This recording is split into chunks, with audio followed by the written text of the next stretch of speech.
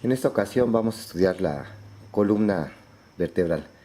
La columna vertebral forma parte de lo que sería el esqueleto axial o axil, junto con el cráneo y lo que serían las costillas, la caja torácica. Entonces forma parte del esqueleto axial.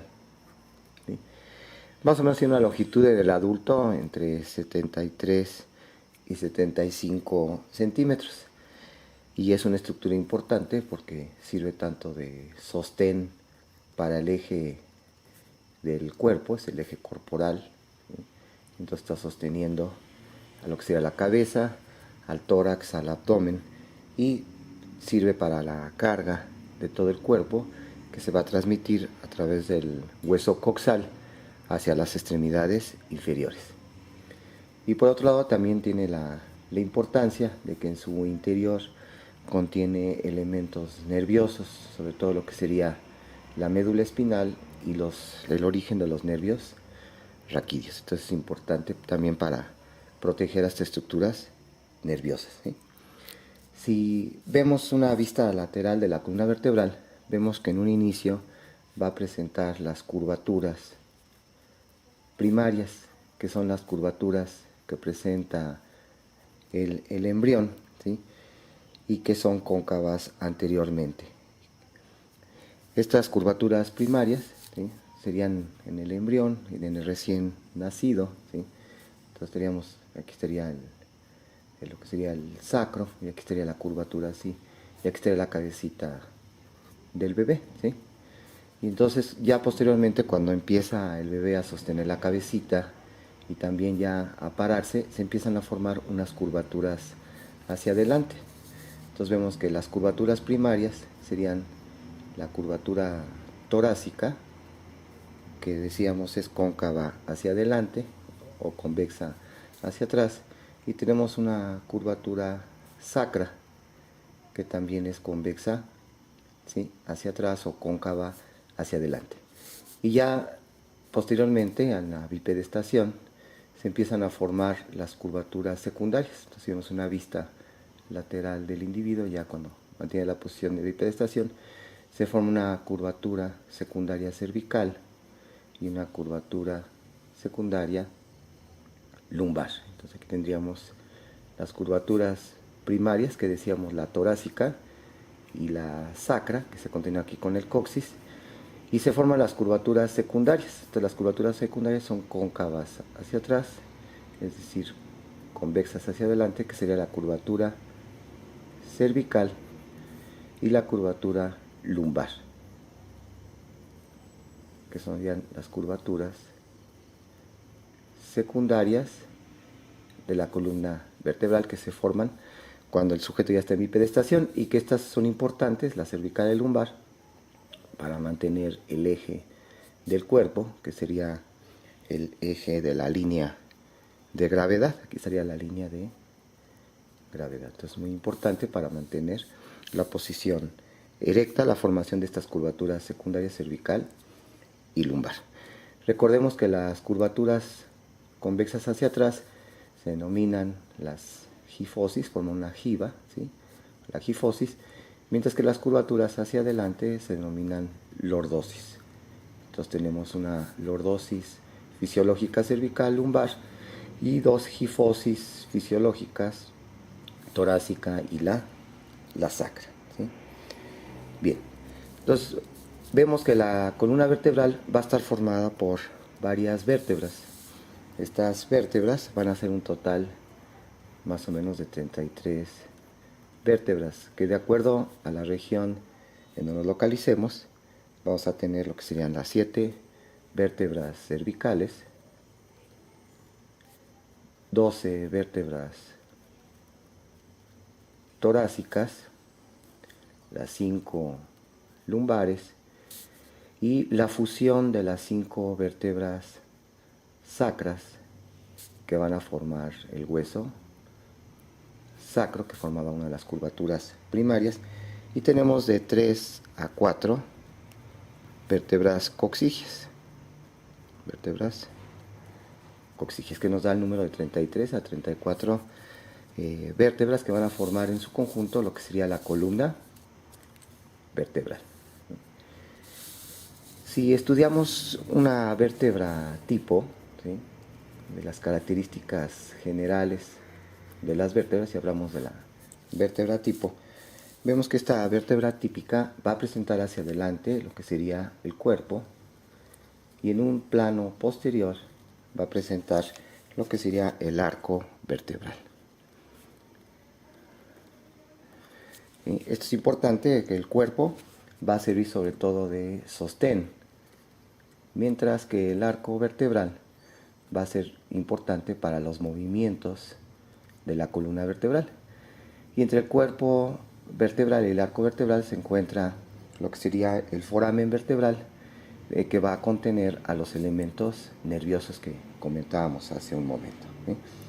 Entonces vemos que el cuerpo tiene la característica que entonces está en un plano anterior, y tiene también la característica que se va incrementando de tamaño conforme vamos descendiendo en la columna vertebral, siendo muy pequeña en las vértebras cervicales, más en las torácicas y mucho mayor en las vértebras lumbares, ¿sí?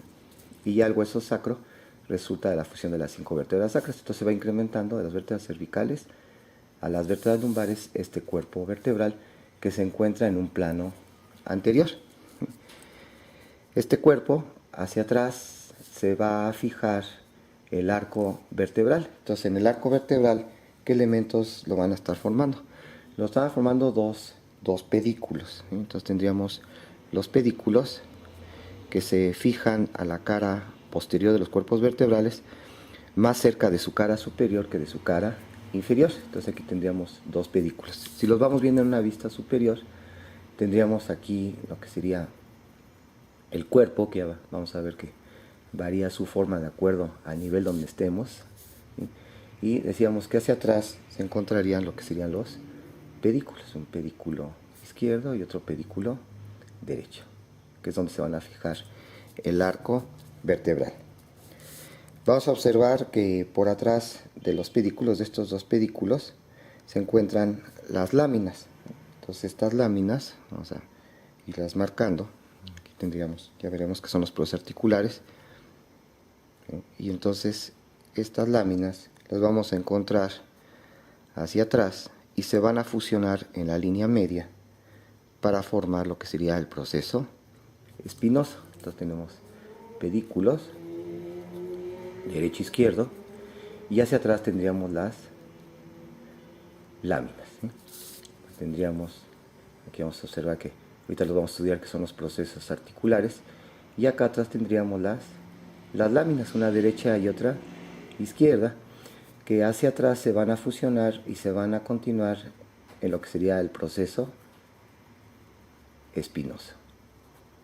El proceso espinoso, una lámina derecha e izquierda, y aquí el pedículo del arco vertebral. Ese sería el proceso espinoso.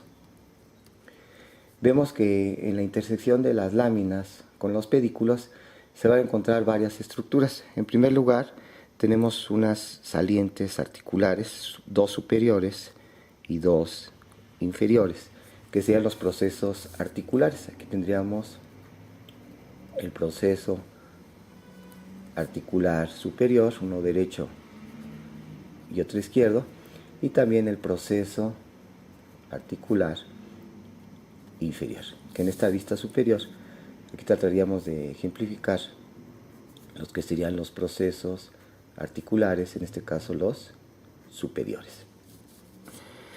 También vamos a observar que en la intersección de los pedículos con las láminas van a estar naciendo otras salientes óseas, que van a ser los procesos transversos, que se van a ir dirigiendo lateralmente. Entonces vamos a tener aquí lateralmente los procesos transversos, que también varía su forma de acuerdo a los niveles vertebrales. Entonces tengo aquí el proceso transverso, que también está naciendo en la intersección del pedículo con la lámina, y aquí estaría este pequeño proceso transverso en esta vista lateral. Vemos que entre el cuerpo, que es anterior, y todo el arco, que es posterior, entre los dos se está limitando un foramen, que es el foramen vertebral, que va a contener a la columna, a la médula espinal y al origen de los nervios espinales. También tiene meninges, ¿sí?, con circulación de líquido cefalorraquídeo y vasos arteriales y venosos. Es el foramen vertebral. Entonces, esas serían las características en forma general de lo que sería una vértebra típica, con su cuerpo y su arco vertebral, y entre los dos lo que sería el foramen vertebral. Si continuamos ahora el estudio de cada una de las vértebras que decíamos, de las 33 vértebras, si empezamos con las vértebras cervicales, vemos una vista superior, una vértebra cervical. Vamos a tener que su cuerpo es pequeño y su diámetro transverso es mayor que su diámetro antero-posterior. Entonces sería anterior y aquí estaría posterior. Entonces su diámetro transverso es mayor que el antero-posterior. Si lo vemos de frente, ¿sí?, estaría el cuerpo. Vemos que el cuerpo, en sus márgenes laterales de su superficie superior, presenta estas pequeñas salientes como ganchitos. Son los procesos unciformes. Uncus quiere decir gancho, entonces un proceso en forma de gancho, que es el proceso unciforme. Mientras que en su superficie inferior, en sus márgenes laterales, este cuerpo vertebral va a presentar unas pequeñas escotaduras. Entonces aquí se va de la vértebra inferior los procesos unciformes y abajo unas pequeñas escotaduras, ¿sí?, para los procesos unciformes. Ya veremos que esto forma parte de las articulaciones unciformes, ¿sí?, de las vértebras cervicales, que ya vamos a estudiar en lo que sería en las articulaciones vertebrales. Aquí estaría parte de la articulación que se llama la articulación uncovertebral, una pequeña articulación sinovial uncovertebral, ¿sí?, y que sirven como topes para evitar la luxación de las vértebras cervicales en sentido lateral, no así en sentido antero-posterior, que es como se presenta generalmente las luxaciones de las vértebras cervicales, ya sea hacia adelante, anterolistesis, o hacia atrás, retrolistesis. Entonces el pequeño cuerpo vertebral de las vértebras cervicales, siendo muy pequeño en C2 y se va incrementando hasta C7. Si continuamos con el estudio de esta vértebra cervical tipo, vemos que hacia acá, hacia lateralmente, se encontraría